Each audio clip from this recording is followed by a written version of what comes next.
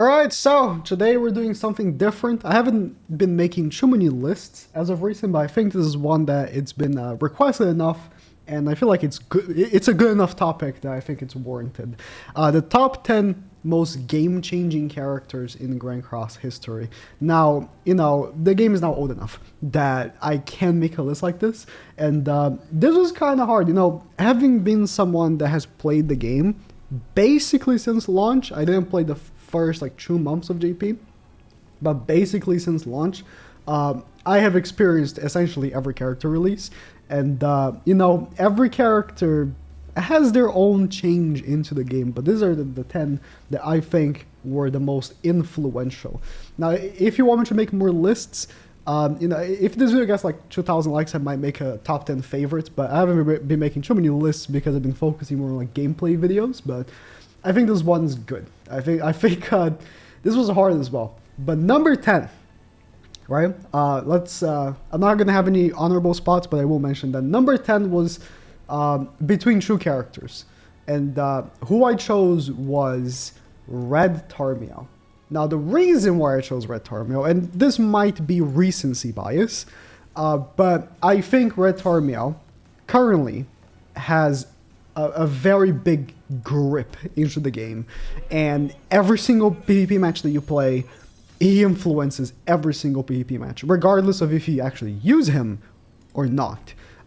The enemy, or you yourself, is probably using Red Tarmiel Link, and that just completely changes how the game flows. He created a DN Tarmiel Link meta that we're still recovering from. I guess technically you could make the spot to be DN or Red Tarmiel, but I think Red Tarmiel is more influential than DN because he made DN. So the game will be, shaped by his presence for who knows how long. Like, this link will be used for time to come. I don't know when people are going to stop using Tarmiel Link. It's insane. Like, this link is insane. So I think the way he influences the game made him worthy of top 10. And the character I was going to put number 10 actually was the one did not make the list because I think the characters here changed the game more, even though I like the one more than most of these characters or stuff like that, right? I felt like the one was going to be actually number 9 and Tarmiel was going to be number 10. But then I swapped and made Tarmiel number 9, the 110, and I kicked off the one for our number 9 spot. So number 9 spot, and you're going to have to hear me out on this one because it's a long one, actually. This will be the longest explanation from all the characters, I'm assuming. Number 9 goes to Assault Meliodas. Now, okay, again, you're going to have to hear me out on this one. It's not because of how good he is. Like, unlike, actually, I think every character on this list, he changed the game in a different way. The way Assault Melee changed the game was a global exclusive way, because there is global before Assault Melee and after Assault Melee. Assault Melee, if you weren't there, it's very difficult to understand, but Assault Melee, even though not the best character by any stretch of the imagination when he came out or anything like that, he was so controversial for reasons that I don't have to get in this video. It would be so long, that he got so much pushback from the global community that global has not been the same. Ever since Assault Melee came out, global has completely changed their approach in development. There's no more global devs. Global used to be a separate dev studio and everything. Global used to be something that had their own original ideas, and they made original videos and original Twitter posts and stuff like that. But ever since the pushback from Assault Meliodas, there's no more global team. Global is just a translation of JP and Korea. Korea is the main version. So global is essentially now a translation of Korea and not a game that was slightly original in comparison. It was still the same game, obviously, but they had some different stuff. Not anymore. Not after this guy. And is that a good thing? Is that a bad thing? I guess that's for you to decide.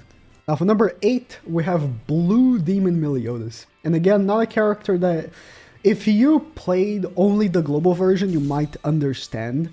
But if you played JP when he came out, you know. Like, this guy was the unit. If you didn't have Ludi and Mally, you could still play the game. It's not like some of these other characters we'll see on the list, where if you didn't have them, you just couldn't play PvP. But he was just so strong.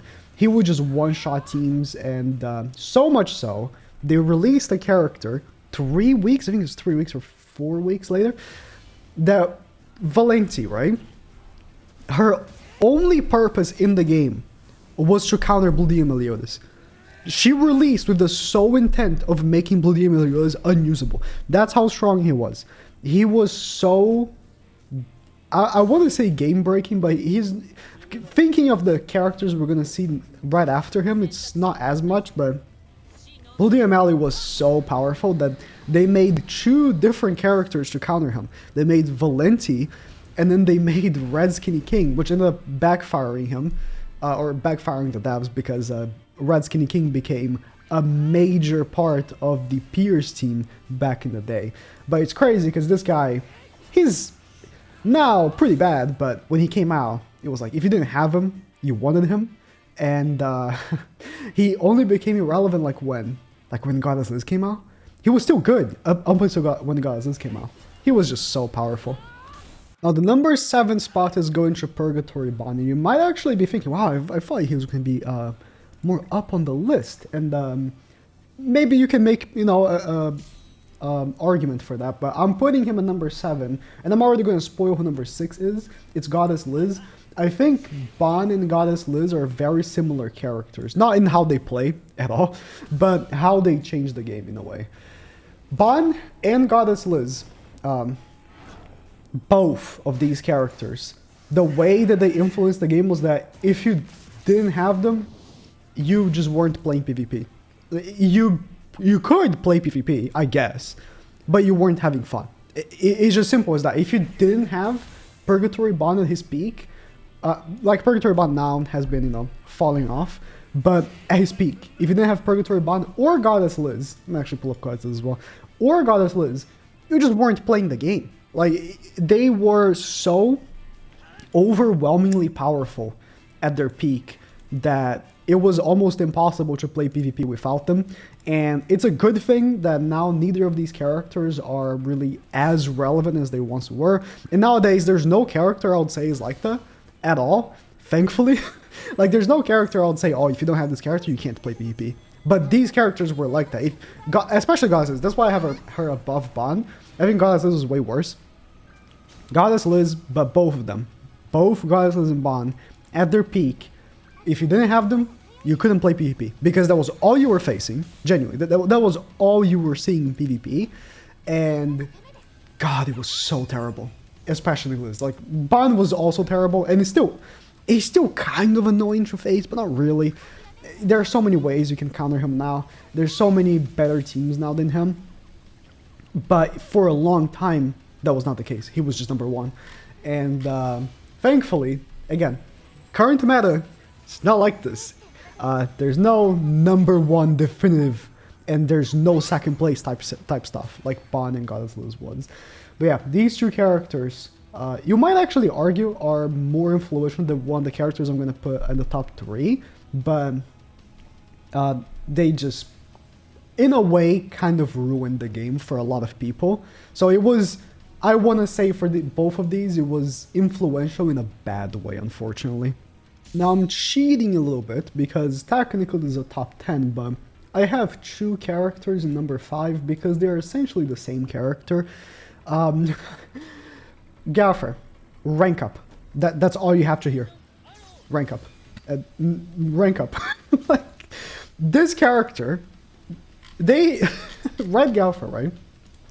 He was so powerful and so, you know, overwhelmingly strong in the whole grand scheme of things of the game, both in PvE and PvP, as a support unit, that the only way they were going to release another character with the same skill was for it to be the same main character, so that you couldn't run both in the same team. Like, the only time you could ever run both of these guys together, and honestly, it was kind of annoying to face, but if you had the opportunity to play during the week where you could use same name characters together, you know how unbalanced it would be to be able to run both of these guys together. And rank up, technically not being a character that came out like so long after the game launched, I think rank up influences the game to this day. Galfer isn't as powerful as it used to be, so you know, if you're a newer player you might not really understand, but for the longest time, and even in some raids now, if you weren't using a rank up, people were like, what are you doing? Like, rank up was just the most overpowered skill in the game in general, and it's still very, very, very strong, to the point where I think the only time we will ever maybe get another character with rank up is a Demon Galfer, so you still can't run two characters with rank up skill together. Now there's like Shin, which has a passive rank up, but it's not the same thing. Like the rank up skill is just so overwhelmingly strong that being able to run two of those would be too strong. So yeah, Galfer, both of these, again, I think they deserve to be in the same tier, because the only reason why they have their relevancy is because of the rank up skill. Like sure, you know, you have, you know, the passive for Helen Galfer, and you have the attack skill for Red Galfer, so they're technically different characters that can be used for different things, but not really. They're used for the same thing. Number 4, though, is Lost Vein Meliodas. And as much as I think Lost Vein didn't have a grip on PvP like Bon and Elizabeth had, like he was still like, you know, a very powerful, maybe number 1 character when he came out, still, right? But he wasn't as overpowered, I feel like, as Bon and Liz was at their launch.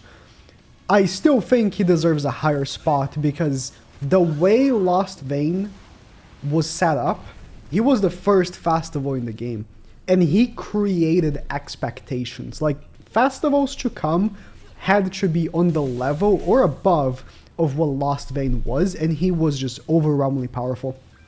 He might have been the first OP character in the game. Like, I'm hesitant to call Blue Melly the first overpowered character. Maybe he is. But I think Lost Vein was the first, like, overpowered PvP character in the game, because everyone just wanted to run him, and he, again, shaped how units were to come after him. And, you know, now he's completely irrelevant. He's terrible in the game in general, but at his peak, he was overwhelmingly powerful. And, again, he just changed how people played the game. And if you were playing global when he came out, it changed for you even more. Because for us on JP, he came out like, oh my god, this guy's so strong. But for global players, it was like, oh, I don't want to summon until this guy comes out. Like, global players saw JP players get this guy, and were like, when is this guy coming out? I'm not summoning until this guy comes out, because he's so good. Like, and if you skipped so many banners, it definitely changed how you played the game, right?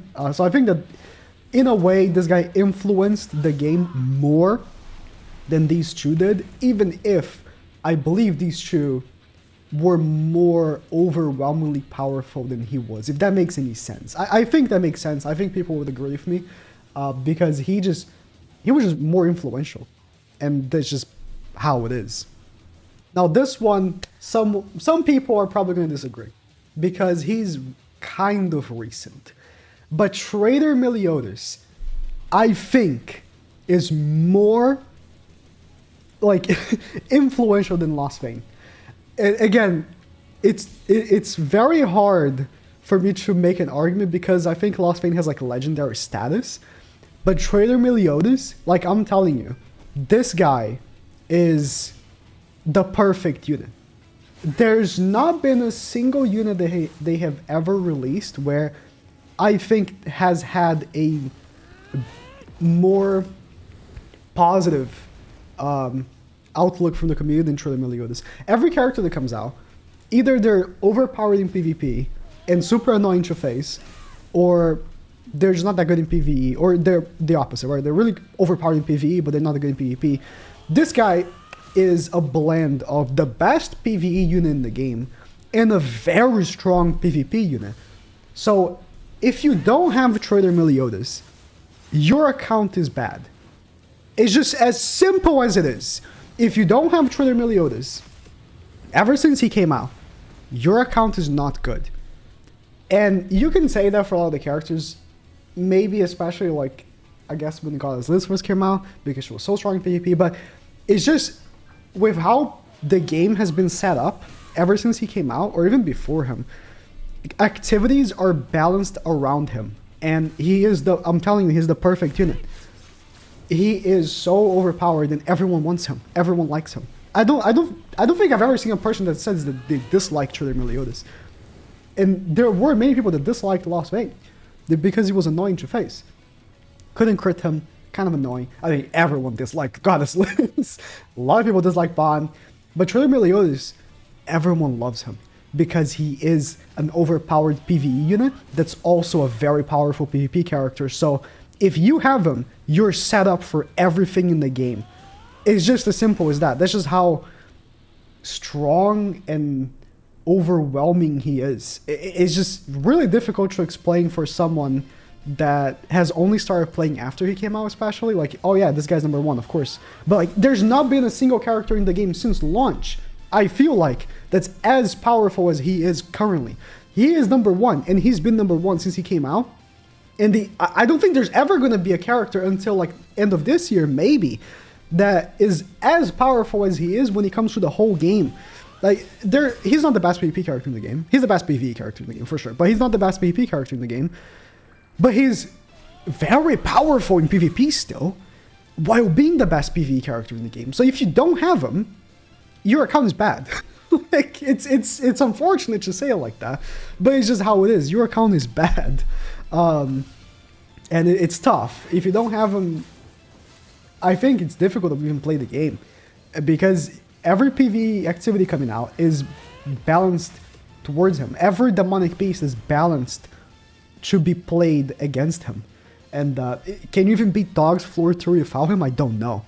I actually don't know, because the 40% damage reduction is so powerful. I think he will be a character that people are going to be using until the next big Meliodas. Like, maybe end of this year, they could release a new Meliodas that's more powerful than him. Could be. But are they going to? Like, I'm telling you, this guy's the perfect unit. Like, how are they going to make a character better than him? I don't know. I don't know. I genuinely have no idea how they could even begin to make a character better than him. He has everything. So, I don't know, man. This guy's too good. He's too good. And I think no character in the game, other than the number 1 spot, has had a bigger influence than him.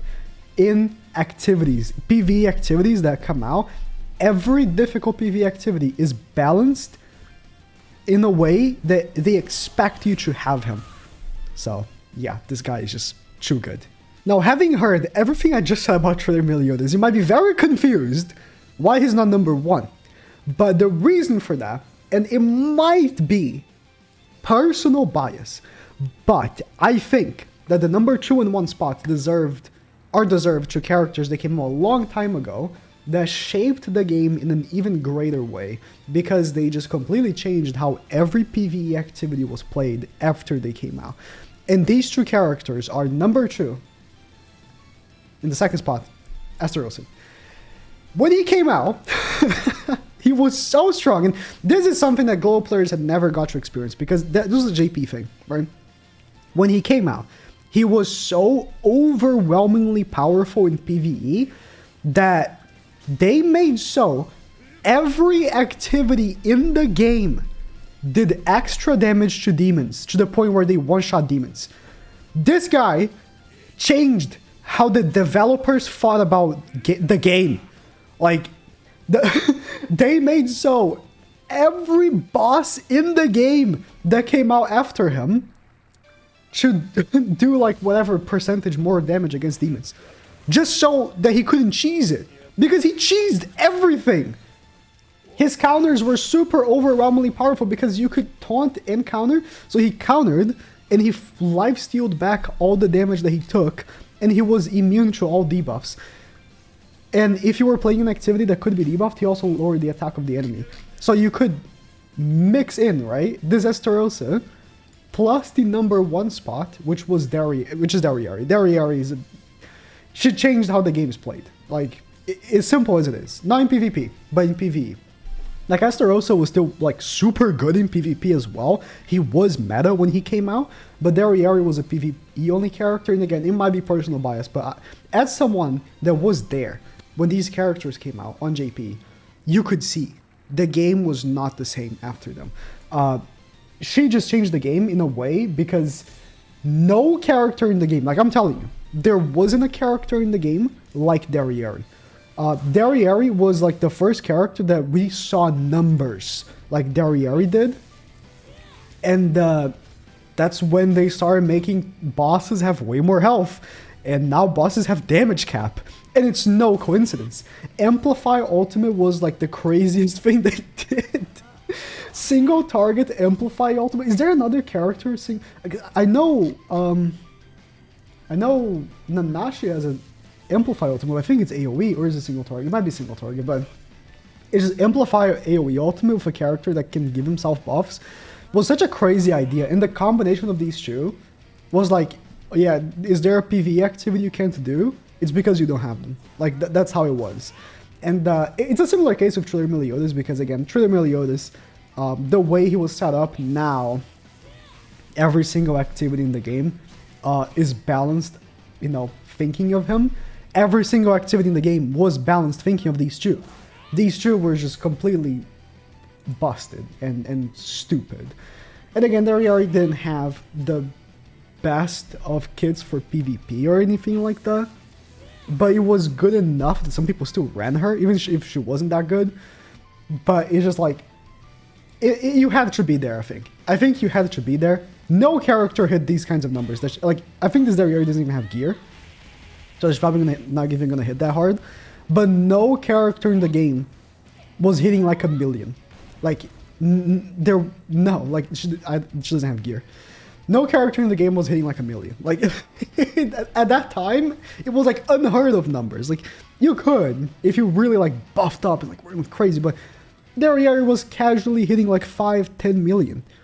And then after that, every activity in the game had a passive that was like, oh, this boss takes less damage from demons, or like does more damage to demons. And it was unfortunate because they were so strong and so overwhelmingly powerful in PvE, both of these, especially Derriere, but both of these, that they cocked demons forever.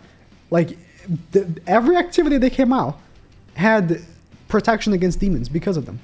And that cocked demons forever. Like, ever since there hasn't been a single good demon, apart from Meliodas. And then now we obviously got the new Estarossa, and the new Zaldris, stuff like that. Like, but for the longest time, there was not a single demon that was good because of them. Because if you played PvE, all these demons did nothing. They were all cocked.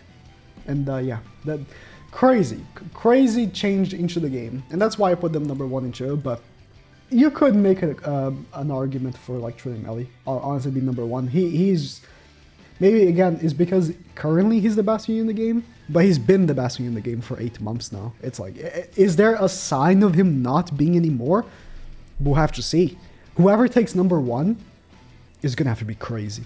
But yeah, that's my list. Let me know what you think. Let me know some characters that maybe you would have put instead of some other characters that I did. But I'm pretty confident on this one. I think.